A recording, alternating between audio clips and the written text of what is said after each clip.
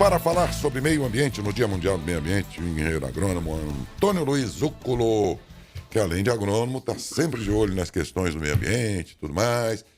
E particularmente esse ano aqui com a virada aí que a gente percebe, e já dá para perceber do Laninha que vai embora e entra aí o El Niño, que você vai perceber mais, dizem, nos próximos meses aí com chuvas mais frequentes aqui no Sudeste e tudo mais. Mas com muito a ser feito ainda, né, Zúculo, por cada um de nós, né? Tá certo. Bom dia, Lércio. Bom dia a você que acompanha o Jornal da Saudade. Sempre um prazer estar aqui com vocês. Obrigado pelo convite, Lércio. Eu estou dizendo que a data aqui marca a chegada do El Niño aí, né? De certa forma. Hoje a gente comemora o dia... Essa chuva desses dias aí forte, que não é nada como 60, 70 milímetros aqui. Será que isso já é um sinal Sem inicial? dúvida que foi. O clima está muito desajustado, está desequilibrado, né? Razão pelo qual o regime de chuvas afetado por um monte de atividade do homem ocasiona isso. E essa chuva foi uma chuva típica. Tanto é que a gente teve uma chuva só, foram 63 milímetros, elas suplantaram a média para o mês de maio aí de pelo menos 20 ou 30 anos. Inesperado, né? Uma chuva como aquela muito da inesperada. semana passada. Assim, foi prevista, mas ela não é comum. Não é comum. Uma chuva absolutamente atípica para essa época, né? Chuva boa, hein? 70 milímetros, dá para dar uma arrumada no solo outra vez, e né? ela tem uma característica essa época, que a evaporação é muito pequena, portanto ela aguenta muito mais no solo do que se fosse uma chuva do verão. É né? verdade. Se tivesse 60, 70 milímetros no verão, com a evaporação, temperatura acima de 35 graus, você perde essa água rapidamente. E nessa época ela aguenta bastante, né? Mas dizem que aqui na região, quando eles falam, eles se referem à região norte, que é perto de onde nós estamos aqui meio no centro-norte e tal, e as terras aqui mantêm bem até a umidade, né? O tipo de terra que tem aqui, Perfeito. É verdade? O tipo de solo tem uma importância muito grande na retenção da umidade, né? Um solo misto, né, de areia e argila, ele retém bastante umidade, muito mais do que um solo muito arenoso, que a água percola, se perde rapidamente, ou num solo argiloso, né? Aquele solo grudento, muito vermelho, e que a água penetra pouco, ela escorre. Portanto, se ele for argiloso... A gente tem um balanceamento de areia e argila bom. Exatamente. Então, um solo que tem uma quantidade equilibrada de argila, de areia e matéria orgânica, ele retém a umidade muito mais do que um solo que é extremamente argiloso ou extremamente arenoso. E perde menos com a evaporação, eu imagino. E perde menos com a evaporação. Perfeitamente, E é o tipo da terra que nós temos aqui na região? A região que nós estamos aqui, a gente pega um raio aqui de 90, 100 quilômetros, a gente tem um tipo de solo que ele é misto, né, de matéria orgânica, argila e areia, que favorece muito isso. É uma terra valorizada, então, né? Sem dúvida nenhuma, de alta fertilidade. Se a gente pegar a região de Ribeirão Preto até na divisa com Minas, já é um solo bastante argiloso, que é o chamado latossolo, né, na classificação antiga. Aquele solo vermelho, aquela terra vermelha, ele é muito argiloso, e a água que cai ali, ela escorre muito, penetra pouco. Portanto, armazena pouca água, ao contrário do nosso solo. Se a gente pegar a região aqui de Araraquara até para frente de Catanduva e depois até Itápolis, na divisa lá com Borborema, esse tipo de solo é muito bom para a agricultura. Ele responde à adubação, responde assim muito positivamente para a agricultura. Mas se relaxar, essa composição aí pode mudar? Exatamente, porque se não tiver no cultivo, se não tiver o cuidado com o solo, se você deixar perder, você vai perder essa camada de 20 centímetros, que perde facilmente, né? Existe estudos que mostram a quantidade de areia ou de solo que é perdida por erosão na chuva é absolutamente, assim, absurdamente grande. E isso causa uma série de problemas, né? O quê? Um areião, uma duna?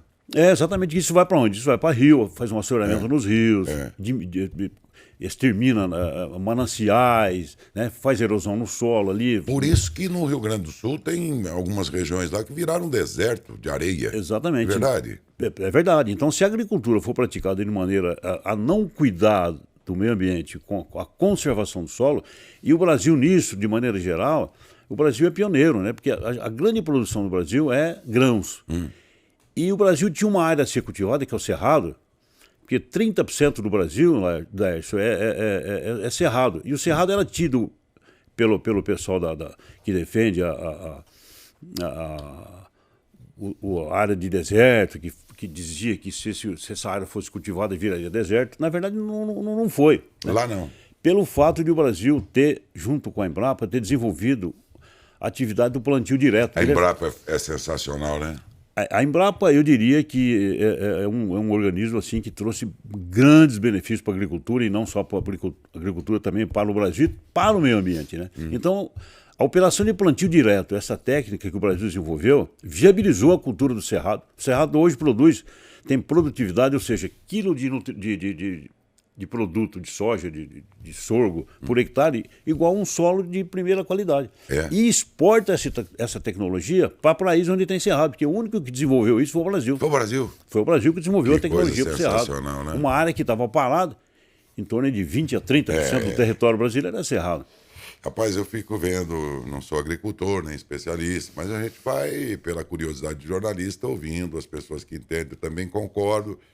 A gente só tem que pensar até quando nós vamos só ser commodities, e vamos entregando as commodities para outros processarem e ganhar dinheiro em cima da gente, né? Que a gente podia ganhar aqui mesmo. Então nós precisamos repensar essas commodities, o quanto elas, nesse formato que está aí, entrega, né? Precisa agregar valor em cima disso. É uma política nova aí que precisa agora completar todo esse sucesso que você está falando do Cerrado, né? O Cerrado é apenas um exemplo. O Brasil hoje, Lércio, ele é o líder mundial de 7 agroprodutos. O suco de laranja, 75% do suco de laranja que o mundo importa vem do Brasil. 53% da soja que o mundo importa vem do Brasil. O açúcar, 40% vem do Brasil. Depois a carne de frango, em torno de 40%. Carne bovina. Sim. E celulose, mas se a gente fosse que são commodities, exatamente isso que você falou. Porque se a gente fosse... Se a gente aqui, por exemplo, no estado de São Paulo, fosse apenas pomar de laranja,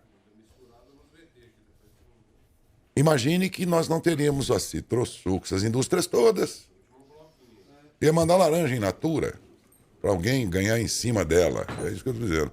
A laranja já tem todo um processo que se completa agregando o valor da extração do suco e tal. Ela ganha por plantar laranja e ganha por vender o suco. Da agroindústria. A soja, enfim, milho e tudo mais, precisam ganhar exatamente completar esse processo. A gente é campeão, como eu estava dizendo, desses agroprodutos aí. Nós estamos pertinho, só completando, a gente está pertinho de ultrapassar os Estados Unidos em milho e também em fibra, em algodão. A gente será líder, portanto, de 9 agroprodutos. Porém, a gente assim está muito longe de agregar valor. Quer dizer, o Brasil exporta exatamente commodity, o milho, soja, o açúcar, a celulose, enfim. O Brasil precisa, aí tem políticas públicas para desenvolver a agroindústria, para agregar, né?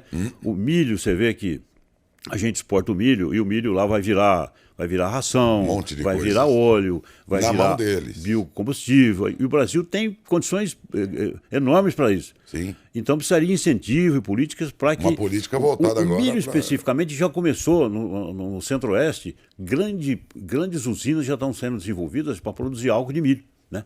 Você vê que a produção de álcool de milho nos Estados Unidos é muito grande. Tanto é que eles são os maiores produtores de milho do mundo. É isso que nós temos que pensar. Mas agora temos que industrializar esse produto, né? Sem dúvida. O Brasil não pode ser só ricamente agricultável, né? Ele precisa processar mais aquilo que ele... Mas vamos lá, enfim. Você diria que... Porque sempre se discute isso, mas a gente que é leigo fica pegando papel no vento. Essa história aqui, não, o Brasil desmata demais para que ele possa ser campeão de produtividade agrícola, ele acaba com as matas, o outro diz que não, que o que se produz, o que se consegue hoje é altas produtividades, basicamente na mesma área que já era de agricultura. Quem é que está certo, na sua opinião, de agrônomo? Aí esse assunto é bastante polêmico, né, Décio? Porque envolve muita questão, muita ideologia, muita crença, muito poder econômico, então é sempre difícil discutir isso. Mas a gente vai ver o quê? Vai ver números, onde a CONAMA, o IBAMA, as unidades internacionais medem como é que está a saúde do meio ambiente com relação ao desmatamento. E quando a gente vai ver número, o Brasil possui hoje pouco menos de 70 milhões de área cultivada. Isso corresponde a 7,6% na nossa área. E o Brasil tem área nativa, sem mexer, de mais de 70%. Você sabe quanto que é a área cultivada Europa, Estados Unidos e Japão, a União Europeia? São esses 3 blocos, porque eles que têm essas medidas. Se a gente pegar os países lá das cortinas de ferro, China, pegar os países do Oriente Médio, eles não divulgam muito isso. Mas esses 3 blocos, Estados Unidos, Europa e Japão, eles têm, em média, cultivados 60% da área e menos de 20% de reserva. Portanto, nós temos ainda eles assim. Fazem o discurso moralista, então, em relação a exatamente, porque eles não têm. O Brasil tem 67% de milhões de hectares. Nós podemos mais que dobrar a área. O Brasil tem 200 milhões de áreas cultiváveis, quer dizer, a gente pode dobrar. E essa área está parada lá. Agora, o que tem muito é sensacionalismo, né? Tem muita queimada que é clandestina, a agricultura tem defeitos. Lógico que tem muita coisa para melhorar. Mas não é do jeito que é pregado, né? Porque tem muito interesse em dizer que a agricultura polui, desmata, queima. Tem isso. Mas, se feita de maneira consciente, as escolas, as ciências, a Embrapa, por exemplo, tem. Tanto é que a gente foi campeão no Cerrado. O Brasil tem tecnologia para isso. É que não se respeita as regras, né, Darcio, que a ciência tem mandado, e tem muita questão econômica, ideológica. Portanto, é um assunto muito fácil de discutir, não. É complicado. E a gente que não entende fica pegando papel no vento, rapaz. A gente ouve um lado, fala assim, será que ele tá certo? Ouve o outro, sei não. Né? Eu tento entender isso aí tudo e a sensação que eu tenho é de que o mundo não acabou, tá aí. E eu vejo que há muita, e a Embrapa ainda é muito forte nisso, né? Há muito de produtividade aumentada em cima da mesma área que já existia plantando.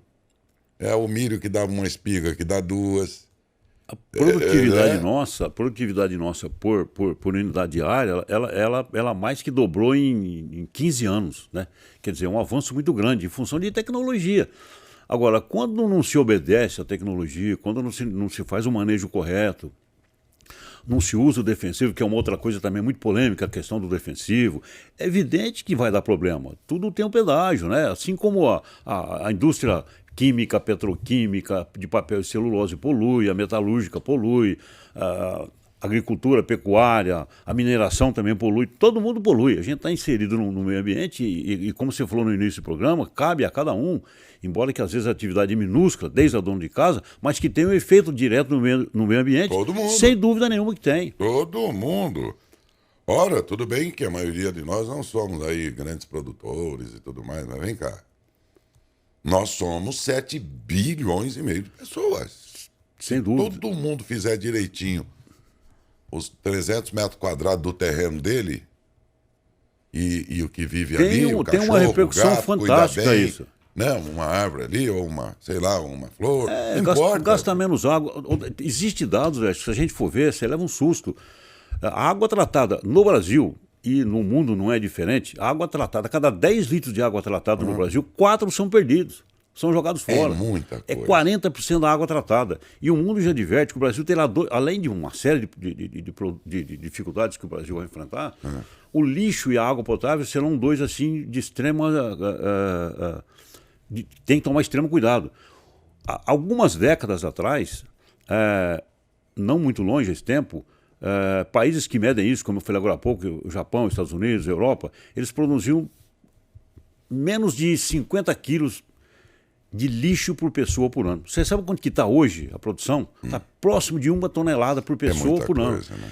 É uma sociedade muito consumista, que descarta verdade. demais. A gente vê aí, tá a pessoa lá lavando a calçada com água tratada com flúor, com cloro, né? Bombeada até ali. Para você perder 40% dessa Aí água. você pega e vai lavar o cocô do cachorro.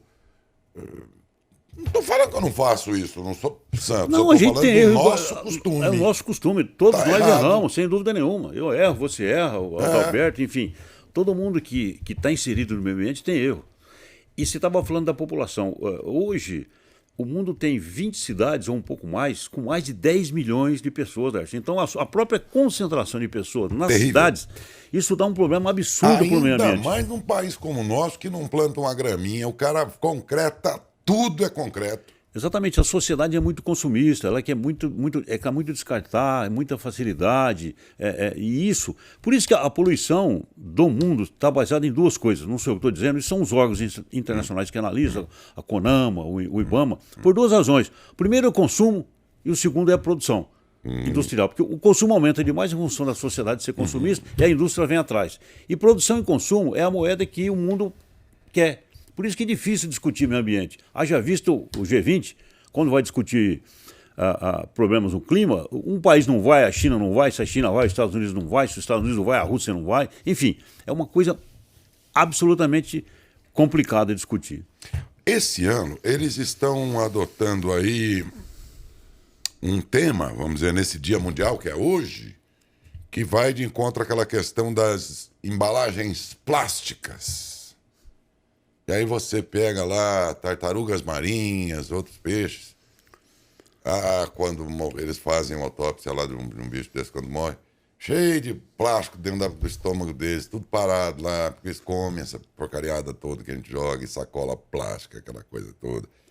Aí eu me lembrei que há uns anos atrás houve uma campanha para proibir sacolinha plástica de mercado, não teve jeito, tiveram que voltar atrás, porque o povo não tem paciência, não quer nem saber, ele quer a sacolinha lá e dane-se o planeta. Tá vendo como é coisa de cada um? O cara não quis.